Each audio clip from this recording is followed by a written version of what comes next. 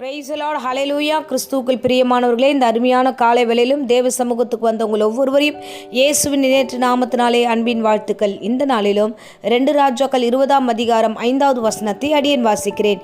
இதோ நான் உன்னை குணமாக்குவேன். ஆமேன், ஹல்லேலூயா.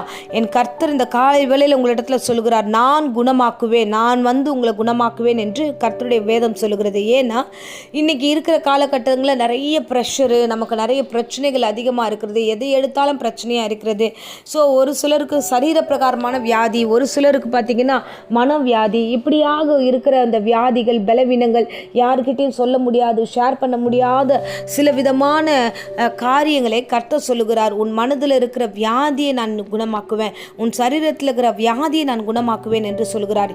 இதோ நான் உன்னை குணமாக்குவேன். ஆமேன், ஹல்லேலூயா. என் தேவன் நம்முடைய சரீரங்கள் எல்லாவற்றையும் காண்கிறவராக இருக்கிறார். சரீரத்தில் ஏற்படுகிற எல்லா இன்ஃபெக்ஷனும், எல்லா விதமான உபத்திரவங்களும், எல்லா விதமான வியாதிகளையும் கர்த்தர் நீக்க வல்லவராய் இருக்கிறார். அவரே குணமாக்குவார், அவரே குணமாக்குவார். ஆமேன், ஹல்லேலூயா. இந்த வேத வசனம் யாருக்கு சொல்லப்பட்டது அப்படின்னா எசேக்கியேல் ராஜாவுக்காக சொல்லப்படுகிறது. எசேக்கியேல் ராஜாவை பார்த்து தீர்க்கதரிசியாகி ஏசாயா போகிறார், போய் சொல்லுகிறார், நீ உங்கள் வீட்டின் காரியங்கள் எல்லாம் ஒழுங்குபடுத்து ராஜா, ஏன்னா இன்றைய தினத்தில் கர்த்தர் உன்னை வந்து எடுத்துக்கொள்வார், உனக்கு மரணம் சம்பவிக்க போகிறது என்று ஒரு வார்த்தை சொல்லுகிறார்.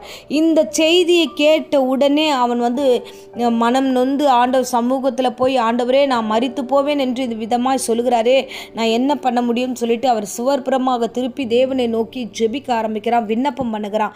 அவன் செய்த விண்ணப்பம், அவன் செய்த காரியம் கர்த்தர் கண்டார். ஆமேன், ஹல்லேலூயா. ஸோ மன உண்மையும் உத்தமமாய் நான் ஜீவித்தேனே, அவர் சொல்லுகிறார் 3ஆம் வசனத்தில் நம்ம அதை வாசிக்கிறோம். ஆண்டவரே நான் வந்து மன உத்தமும் உண்மையுமா நான் வாழ்ந்தனே, ஸோ உமது பார்வைக்கு நலமானதை நான் செய்தேனே, அப்படி இருக்கும்போது இந்த காரியங்கள், இந்த மரண செய்தி எனக்கு எப்படி ஆண்டவரே அப்படின்னு சொல்லிட்டு அவர் விண்ணப்பம் பண்ணி அழுகிறார். அழும்போது பாருங்க, அது 4வது வசனத்தில் நம்ம வாசிக்கிறோம். ஏசாயா பாதி முற்றத்துக்கு போன போது இந்த மரண செய்தியை சொல்லிட்டு அந்த இடத்த விட்டுட்டு பாதி வழியில் போயிருப்பாரு, அந்த வீட்டை தாண்டி போகவே இல்லை. ஆனால் அதுக்குள்ளேயே கர்த்தருடைய வார்த்தை உண்டாகுது, திரும்பி போ, நீ போய் எசேக்கியாவை பார்த்து நீ ஒரு வார்த்தை சொல்லணும், என்னன்னா உன் விண்ணப்பத்தை கேட்ட உன் கண்ணீரை கண்டேன், அதனால் நான் வந்து உன்னை குணமாக்குவேன், உன் வருஷத்தில் உன்னுடைய ஆயுசு நாட்களை நான் 15 வருடம் கூட்டி கொடுத்து உன்னை ஆசீர்வதித்திருக்கிறேன் அப்படின்ற வார்த்தையை போயிட்டு சொல்லு என்று அனுப்புகிறார். ஆமேன், ஹல்லேலூயா. எவ்வளோ பெரிய தேவன் பாருங்க. தேவன் வைத்த தீர்மானத்தையே ஒரு ஜெபம் மாற்றுகிறது. நீங்கள் ஒரு தெளிவான விஷயத்தை அறிந்து கொள்ள வேண்டும். இந்த நாளில் ஒரு காரியத்தை குறித்து ஆண்டவர் தீர்மானம் பண்ணி வச்சிருப்பாரு. ஆனால் நீங்கள் ஜெபிக்கும் பொழுதே ஆண்டவர் அந்த ஜெபத்துக்கு கேட்டு, ஆண்டவர் அந்த விண்ணப்பத்தை கேட்டு தன்னுடைய தீர்மானத்தை கூட அவர் மாற்ற அவர் வல்லவராக இருக்கிறார். ஆமேன். அப்படிதான் எசேக்கியா ராஜாவுக்கு, ஏன் ஆண்டவர் வந்து எசேக்கியா ராஜாவுக்கு மனம் இறங்கினார், எப்படி அவனை வந்து குணப்படுத்தினார், ஆயுசு நாட்களை பெருக பண்ணினார் அப்படின்னா, அவன் இருந்த நாட்களில் அவன் பரிசுத்தமாய் வாழ்ந்தான், அநேக விக்கிரக தோப்புகளை அழித்தான், ஸோ தேவனுக்காக நிறைய மண்டபங்களை கட்டினான் என்று வேதத்தில் நம்ம வாசிக்கிறோம். ஸோ மனுஷர்களுக்கு ஏற்றாற் போல ஒரு நல்ல அதிபதியாக அவன் காணப்பட்டான், தேவனுடைய பிரதிநிதியாக அவன் காணப்பட்டான்.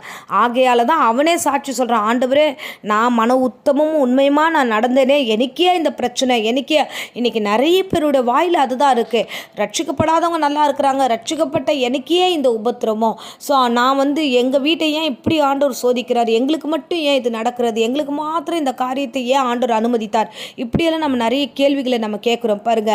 ஆனால் இங்கே எசேக்கியா தேவன்கிட்ட வந்து சொல்லுகிற வார்த்தை என்ன தெரியுமா, நான் உண்மையாக நடந்த ஆண்டவரே என் ஜெபத்தை நீங்கள் கேளுங்கன்னு அவன் ஜெபம் பண்ணிட்டு கேள்வி கேட்குறான். இன்றைக்கி நம்ம ஜெபம் பண்ணாமையே நிறைய கேள்வி கேட்குறோம். ஸோ தேவனுக்கு முன்பதாக ஜெபிக்கிற பிள்ளைகளாக இருக்க வேண்டும்.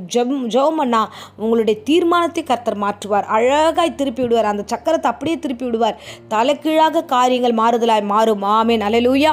உங்களுக்கான தேவன் இன்றைக்கு சொல்லுகிறார், உன்னை குணமாக்குவேன்.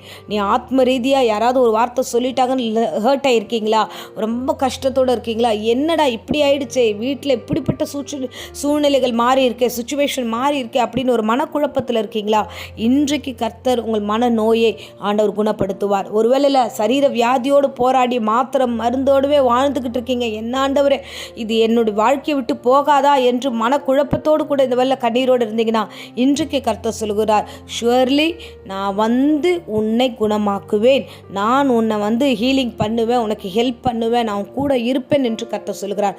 சொல்கிற வார்த்தையை காப்பாற்றுகிற தேவன் எசேக்கியா ராஜாவுக்கு 15 வருடம் கூட்டி கொடுத்து அவனை ஆசீர்வதித்து கர்த்தர் நடத்தினார். ஆமென். அந்த தேவன் தேவன் தான் இன்றைக்கும் நம்மோடு இருக்கிறார்.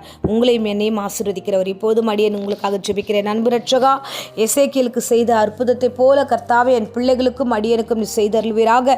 ஏசப்பா, உமக்கு நன்றி. நாங்கள் ஜெபிக்கிற எல்லா ஜெபத்தையும் நீர் காண்கிறீர் ஆண்டவரே. அதை தான் வசனத்தில் சொல்லுகிறதே, ஆண்டவரே உன் விண்ணப்பத்தை கேட்டேன், உன் கண்ணீரை கண்டேன், நீ கேட்கிறவரும் காண்கிறவருமா இருக்கிறீர் ஆண்டவரே.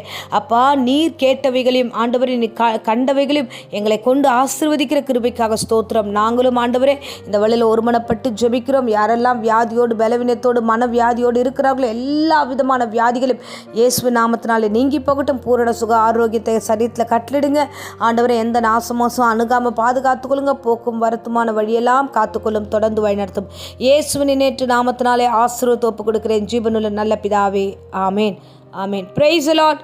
God bless you.